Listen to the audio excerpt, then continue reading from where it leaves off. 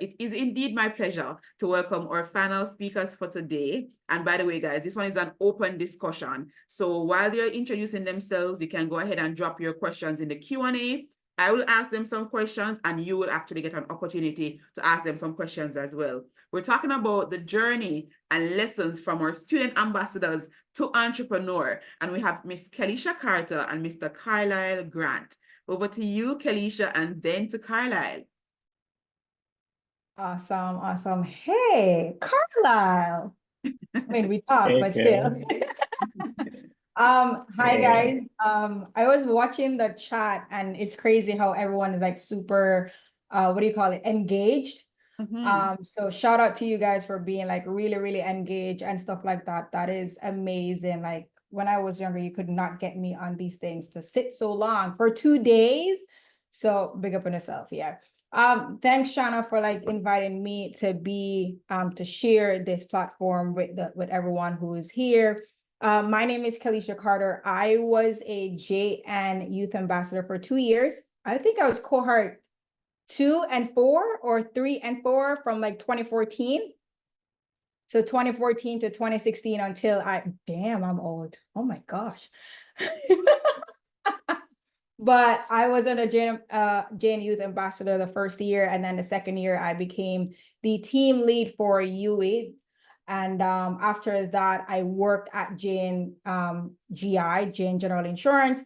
Then I transitioned into the US. So I gave up my job security and everything and moved to the US. And now I am a full-time entrepreneur, real estate investor. So what I do is that I buy properties that need work, I renovate them and sell them, or I buy them, renovate them, and rent them out. And the great part of it is I don't use any of my own money to do it. I use other people's capital to invest in those deals. So you always have persons who are here in the US who are like, hey, Kelisha, here's my money, invest it and give it to me back. So that's what I do in a nutshell with my company as well.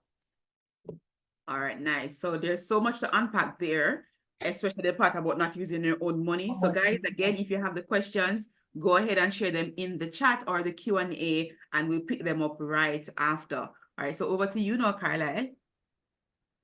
All right, hi everyone.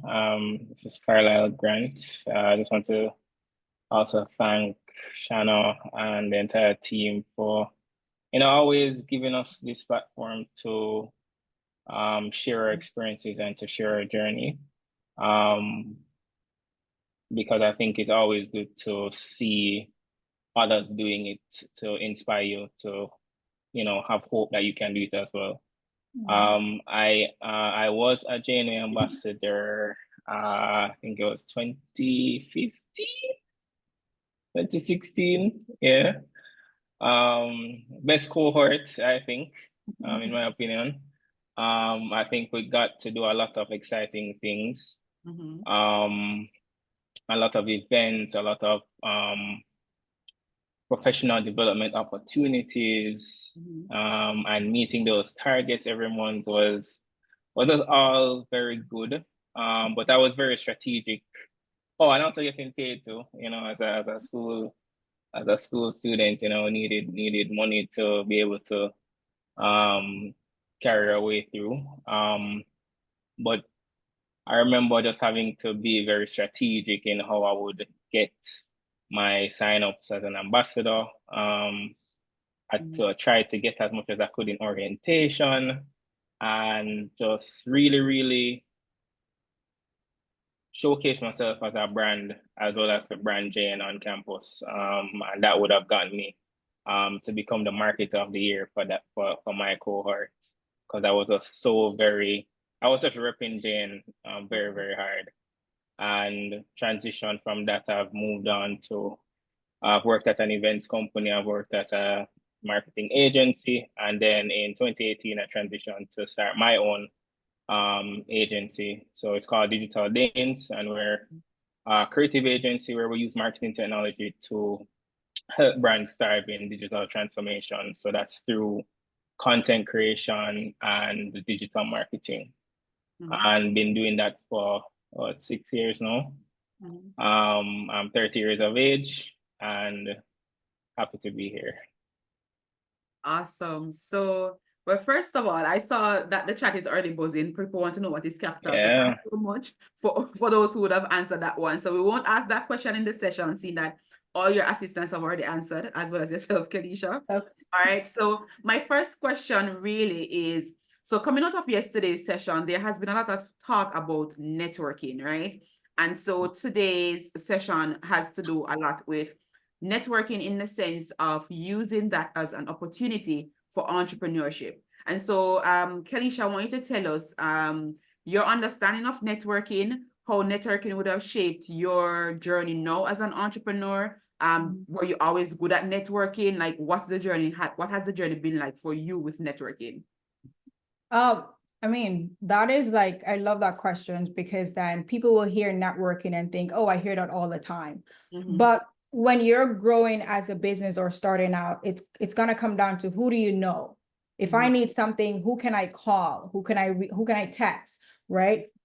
Before I got into real estate, being an ambassador, I had to be networking because I had targets that I had to meet. I had to open a certain amount of accounts each month. And that I was forced to talk to more people on campus. So I couldn't be in my shell because then there's no way if I'm in my shell, I'm going to meet that target. I always had to be marketing myself. And what does that mean? I was going to different campus events. I was telling people, hey, I'm a Jane ambassador. This is what I do. I was on my hall of residence talking to different people. So every chance I get, I was letting people know what I was doing. And even now in my business with raising money for my business, people only give me money because of my network and it's who I know. So for example, if Carlyle were in the same group and I said, Carlyle, I need $20,000. Do you know anyone that has $20,000? Carlyle now is able to tap into his network. So you have to constantly keep networking with people. Like, I think one of the main thing is, was I always a good networker? No. I thought I was an introvert, didn't like talking to people because then you would go in a room and you're like, I don't know anyone in this room. How do I start a conversation? And because of that, I would consider myself an introvert. But then the more I did it, I challenged myself to step outside of my comfort zone to just talk to one person. Because the moment you talk to one person, you get that confidence and that boost to talk to someone else. And then you're like, oh, this is not bad. I can keep networking. And then you end up going to similar events and you've seen the same persons all the time. So I would definitely, I think networking has played a crucial role from high school coming up to being ambassador to now. Because if I don't keep marketing myself and networking with people, then my business will be super stagnant. All right, nice. So you definitely need networking as part of your business. And I see a question here that says, and I'm just going to pull this one to you before I jump over to Carlyle. It says, is being a real estate investor easier than being a real estate agent? So if you can just answer that one quickly so that we can clear that out. No, they both require the same work. It just depends on your goal. As an investor, you're looking to buy the properties and acquire them yourself. As an agent, you have to do get your license. Then you're helping persons to purchase a home. So they require two different workload. So, and you have investors who are also agents because it's also a value add to have your license. So a real estate agent, they help someone to purchase a home or to sell their home, but an investor is the one that purchased the property so they can make a return on that property once they buy it. Awesome. And Joshua made a note about networking, that it's like a web, someone knowing another. And so, Carlyle, what has your web been like? And tell us about how that web itself has impacted your own business.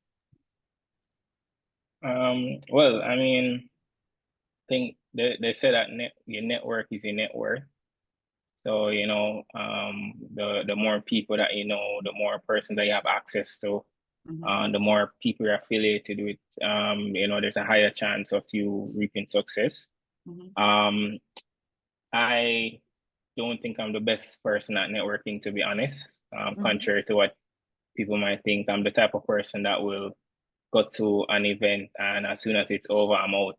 You know, I don't necessarily stay back to converse, but But that I say that to say, networking can manifest in different ways. So networking can simply be just you showcasing yourself to others and letting others know about you. Being nice, being courteous, introducing yourself to people, letting them know that you're around, letting them know that what you do. Just getting your foot in the door, and also putting your best foot forward. Because your goal should be that you want whenever, when I think of real estate investing and raising capital, because of how Kels has marketed herself and networked her brand, she's the first person that comes to mind every time. Even if there are people that are other people that I know, but because of how I see her putting herself forward, she's gonna be the first person that comes to mind. So I think for me, that's what networking has always been. It's more so been me just using my various platforms as an extension of my resume, using my various platforms as just to show persons what I do. And that has reached me a lot of opportunities. For example, I didn't get the opportunity to work at Jane. I almost did, but I was too hasty. But as life would have it, Jane then became a client of mine when I started my business. And that was because of networking. That was because of, the affiliation with Jane from being an ambassador. That was that because of maintaining good relationships going forward. So that my network added to my network. Yeah. Lovely.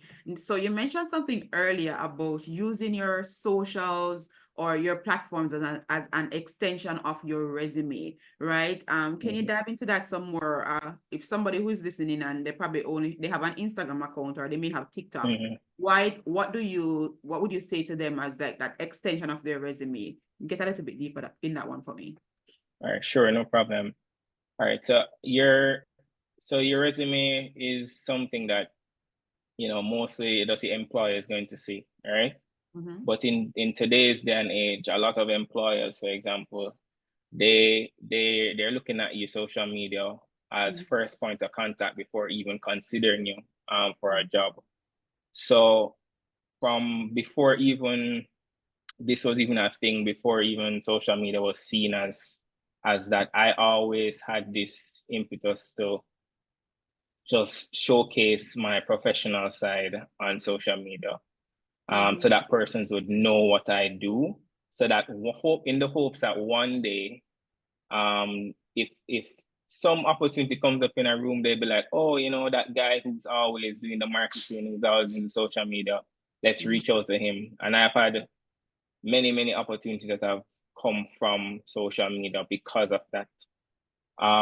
So utilizing it as an extension of your resume is transcending what you do professionally onto social media and just being mindful of your decorum, being mindful of how you carry yourself, being mindful of the things that you post, being mindful of the things that you comment on. You'd be surprised that you just never know who's watching. And that can be good and that can be bad. I have heard stories. Well, not heard there. When I was working at an agency, there was a girl that she was really good at what she did, like super creative, so good. And when they did some research into her background, looked at her social media, they saw that her name came up on some of those blogging websites about some stuff, and that would have impeded her from being able to get opportunities. So you really have to be very mindful of how you carry yourself on social media. And nobody is saying that you need to not show that you went to the beach and not show that you had fun, but you have to have a well-balanced mix. It can't just be all the derogatory stuff, all the party, all the this, that. It has to be a balance to show you as a well-rounded individual. Awesome. Thank you so much. And so, Kelisha, over to you now. And I think this is also now tapping into another space of, understanding rejection, but also looking at it from I guess, a motivational perspective. So Daniel is asking, how do you maintain motivation if your investment does not go as planned? Man, you take a break and breathe. You honestly, like, and it happens. I'm in one right now. I'm about 1 month late with that repaying that loan. But the goal is, when things aren't going the way you want it to, sometimes you have to pull back, take a step back, and breathe, gather yourself. If you need to shout, scream, do that. Like, let it all out. Okay, this is not working out in my favor. Then just look back on the situation, see how can I resolve that? How can I solve that? How can I continue to mend that relationship? How can I get out of this? Now, you may not even feel motivated. For me personally, I would go to the gym, or I would go for a run, or I would go for a walk outside just to get fresh air, because you may be surprised. Doing that gives you so much clarity and gives you the motivation that you need, because your mind, it's so clouded, you're focused so much on the problem that you can't even focus like on a possible solution. So stay motivated. I go to a gym, I take a break, and I just try to come up with a solution that I can like resolve that issue. And I'm super honest with it. I just let him know, hey, this is what's happening. This is how I plan to rectify the issue. Hope that you can understand and work with me, and I'll continue to provide updates and communicate with you. I won't go ghost on you. All right, nice. And Natalia was asking earlier, she said that you mentioned about buying and selling, well, buying and renovating properties as an investment. So she said, like, so considering all of that, how do you get paid? When I sell the property. So an example, like break number, keep it simple. If I buy a house for 100,000 and I put an extra 50,000 to renovate the property, then I want to sell that property for over 200,000. Because if I sell it for, like, say 200,000, I'm able to repay the 100,000 loan plus the 50,000 loan and make a profit of $50,000. So that's how I make the profit once I sell. If I keep it as a rental, I make the money from the rental income. Just as a lot of us back home, you pay rent, and the person who owns the property is the landlord. So in that case, I'll be a landlord. I collect rent. Once I pay my bills, whatever is left, it goes in my pocket. And when we're talking about 100,000 for a house, guys, we're talking about USD, okay? We're not talking about Jamaican dollars right now. All right. So in terms of looking at what will you need to get into it? So I see about 3 persons have now asked, what qualifications do you need to become an investor, real estate investor, and how they can get involved? You don't need school qualification. Here's what you need. You need drive and determination to know, this is what I want to do, and I'm just going to find people who are doing it. Did I know anyone who was in real estate in Jamaica? No, I didn't. When I came in the States, did I know anyone? No. Guess what I did? I went on Google and I literally typed in how to invest in real estate in the US. That's it. And then resources start popping up, lenders, I reach out to them, only to find out they will not give me a loan because I'm an immigrant. I'm not a US citizen. So I'm like, okay, Google, how to invest in real estate as an immigrant. And you'll be surprised, Google is your best friend. It will lead you to resources for you to start connecting with more people and start asking more questions. That's literally how I learned, just putting myself out there and ask questions, because I was new and I was determined to figure it out. Awesome. So guys, there you have it. Our bestie Google coming through, because she Googled her way to financial empowerment, real estate empowerment. Her drive and her perseverance really is one to be studied, because as you mentioned, you couldn't find the answer as an immigrant because you would need certain types of documentation. And so, yes, she literally Googled her way. I love that. So I want to find out though from Carlyle, let's say that you had a client who you thought that, yeah, man, this deal is gonna come through. Could I just add one thing to Kel's Sure, no problem. Go ahead. So on the whole topic of Google, I'm so happy that she spoke on that, because I think perhaps a lot of people, especially us young people, don't realize that we live in an information age. So it's not like, if you think about it like this, it's not like back in our parents, grandparents, great-grandparents days when it was an industrial age, when it was a lot of factory work and a lot of farm work and a lot of stuff. And they had to go to libraries and had to read the encyclopedia to get information. We live in an information age. Technology has given us information all over, whether it's Google, YouTube. I personally think that none of us should be at a disadvantage when it comes on to anything that we want to pursue. Information is out there. You just have to have the drive to seek it and commit the time to want to do it and learn it and just be the best at it. Yeah. Lovely. That sounds good. And I see where in terms of understanding Google, I see somebody said that, I'm going to tell my parents that I can actually, and Google is not anything bad, right? She's saying that she can definitely tell her parents that she can Google her way, which is totally fine. No, man, still go to school, man. Yeah. Oh, yes, definitely. We're not telling you guys, listen, guys, we're not telling you to stop school and go Google now. Exactly. Let me tell you that both of our panelists today are very educated. They both have their we both have degrees. Yeah, we They both both have their have degrees. They both have their degrees, right? So we're not telling you to stop school and tell the parents that, look, I'm about to become a YouTuber. Nope, nope, nope, nope. We're telling you that there are opportunities beyond the traditional lawyer, doctor, that sort of thing, right? And that's also part of what this conversation is about. And so I'll now jump over to Carlyle. And the question I wanted to ask earlier was, you now have a company called Digital Danes, and you've been running this company for 6 years and you just turned 30. So hint, hint, guys, you can start early and to actually get your business up and running. And so I want to find out from you, Carlyle, in terms of how you would have gotten started, what the journey has been like for you, and the support that you would have gotten, and how are you maintaining? All right. Well, I would not have known that I wanted to be an entrepreneur all my life. I think for me, it just started out with seeing problems and just finding solutions for them.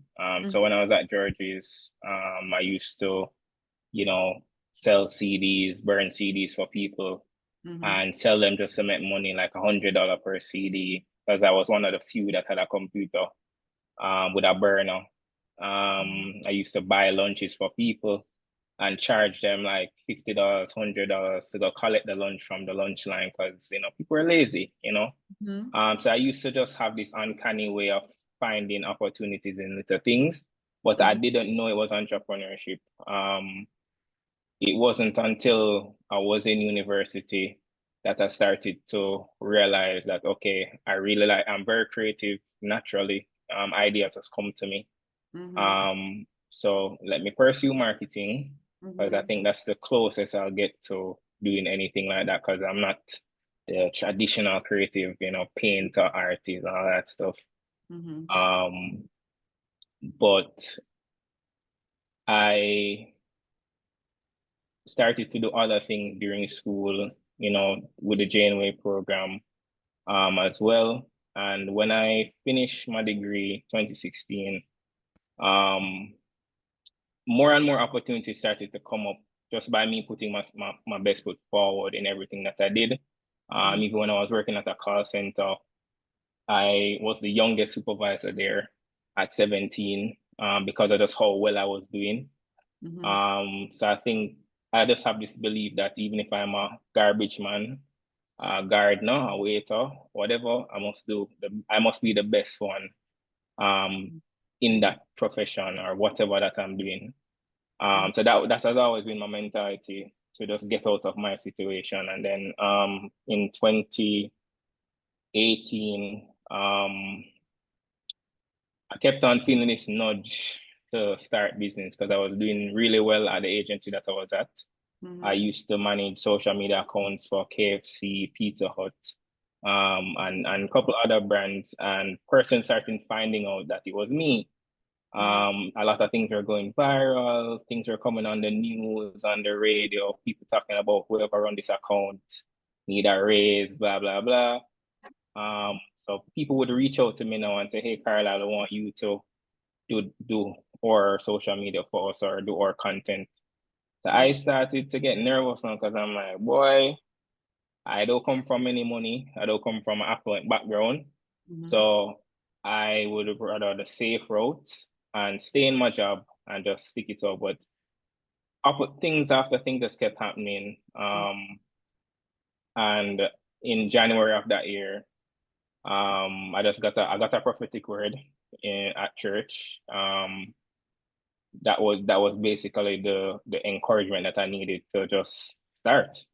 I went to church in January. By the February, I resigned. By the end of the January, I resigned. February, I started. Literally no plan, no money saved up. I had a student loan paying. I had my car paying. I just got my car.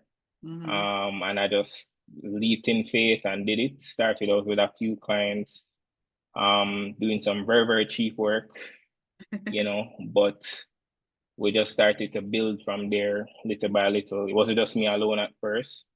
And but a lot of it in terms of the clients that we've gotten was because of networking, was because of people remembered me from university. Oh, that's the guy who was him always doing this, him always in marketing club, him always doing stuff at the guild, him always in JN shirts. He's always doing this, always doing that.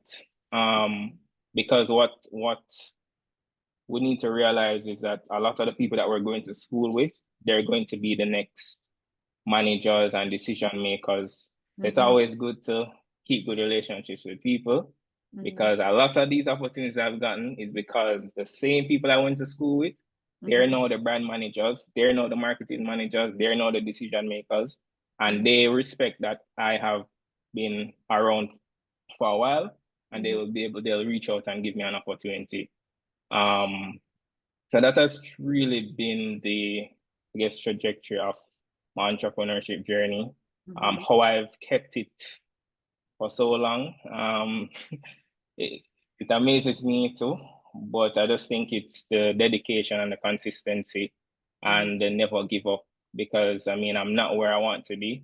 I'm not big like a lot of other entities out there, but we're taking, I actively seek I think one of my things is I actively seek knowledge to grow and to develop and to be better. And I think once you keep doing that, you last. Once your goal is to be a resource, you will last. You will never be out of work. I think that has been my goal, is just to be a resourceful person. I'll be the person that you can call if you need this, that, and yeah, I just will never be out of opportunities because of that kind of mentality. And, slowly but surely we're getting to the place that we want, implementing structures in business. I think this year is the most I've learned about business in my life, because I consider myself a creative, not necessarily a businessman. But this year has been pushing me into so many different aspects of business, and it has really truly catapulted us to a different level and a different culture, a different mindset. I hope I would have answered the question there. I don't know if there's any area you want me to dive into more. All right, so you definitely did. You definitely did answer the different areas of that question, and I really appreciate it. And I appreciate as well that the chat is just having a whole conversation as well. Right. I really appreciate that. No, I really, really, really wish you had more time to actually dive some more into some of the questions, but just gonna give you guys just a minute each to tell us, I guess, any one thing that you probably want to leave with our campers. No, this is day 2 of a 2-day camp. We would have had, this is now our 3rd year hosting this camp, and the idea here is about networking as well. They would have seen some wonderful presenters, persons whom I guess they would never even imagine interacting with over the past few days. And we also learned that apparently the students nowadays believe that Brescia is actually a bag, not a breadfruit, right? So one of the things that we want you to just share with us, any last word about networking, about entrepreneurship, about presenting themselves well, even in spaces such as these, Because Carlyle, you mentioned that, you know, you presented yourself as an extension of your resume on social media, and this could actually be part of that. You know, there are certain names that keep popping up Never in the know who's chat. watching. You know, so I jump to Kalisha first. Just a minute. Tell us any final words that you'll have for our campus today as we close. This is good. It's a good question. It's a tough question. Mm-hmm. So here's what I would say. If you decide to take the route of being an entrepreneur, just know it's not an easy road. It's not gonna be wins all the time. But if you know the main reason why you're doing it, who you're doing it for, like that alone will keep you motivated. For me, like I was doing this for my mom, I was doing this for my brother, I was doing this to break generational, like to build generational wealth, right? Because my family didn't come from wealth. So I'm like, I want to be the first person in my family to do X. So that's something that was pushing me. So when I felt like giving up, I knew consistency was going to be the key. Like I have to keep pushing, even if it's for a little bit for one day, right? And there's this quote that says, you get 1% better every day. So you just got to do 1% better today than how you did it yesterday. Awesome. Thank you so much. Carlyle, same question. All right. Quickly, I would say that, you know, the mere fact that you guys are in this program is a step in the right direction, especially for your age. I don't think I was thinking about things like this at your stage. So I'm a big believer in maximizing your youth.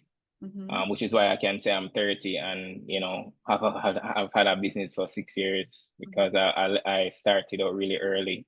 But if you are pursuing entrepreneurship or anything that you're pursuing, as I mentioned before, once you put your best foot forward in anything that you do, you will be a standout. You will reap the rewards and you will be blessed for being diligent in any task that you do. And whether it is the lowest of low tasks, whether it is the best of the best, approach it with the same mentality and you would go far. It's biblical. Like you cannot fail.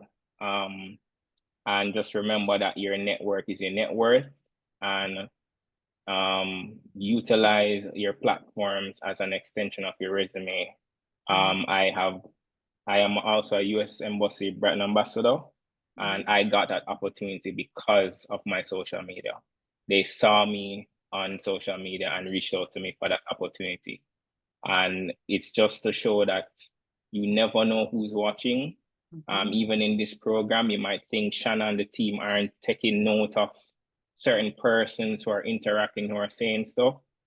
You just never know. So it's always best to put your best foot forward and the blessings will come. Awesome. Thank you. Thank you guys so much. You know, I have a warm spot in my heart for both of you.